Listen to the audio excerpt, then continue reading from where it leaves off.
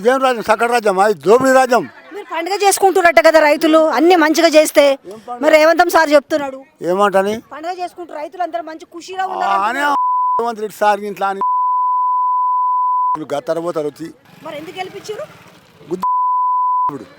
గిసండి పోరు అంతా కలిసి మస్తు చేస్తాను మాకు సార్ అంటే చెప్పి చేసిండ్రు. చేసిన వాళ్ళకి బాగా చేసిండనా? మంచిగా చేసిండు. ఇప్పుడు పని భూములను గుంజుకుంటున్నాడు అంతా చక్కగా చేస్తుండ్రు పని. మరి ఎట్లా భూములు గుంజుకుంటే ఎట్లా ఆపుతారు? ఎట్లా ఆపుతారు? వాడిని రమ్మని చాడని పోతే మేము అన్న పోతాం అంతే. ఇది ఏదో ఒకటి తెలుసుకోతాడు.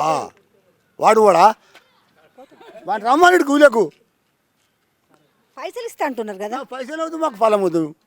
మంచి బస్తాలు తీసుకొని ఇచ్చిస్తారు. అయిపోతాయి ఇవాళ పైసలు. రేపు పొద్దుగా ఎట్లా బతకాలి? ఉండో పిల్లలు ఎట్లా బతకాలి? ఉద్యోగాలు ఇస్తాడంట. ఎవరు జాడిస్తాడు ఉద్యోగాలు? ఎవరు చేయడు?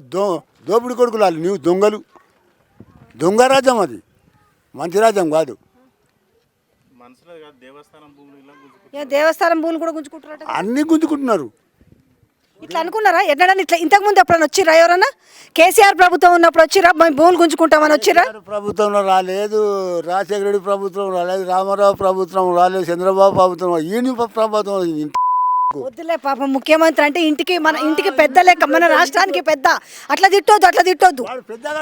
వద్దు, మంచి గౌరవించాలి ముఖ్యమంత్రి కదా. వాడు పెద్దగా గౌరవం కాదు.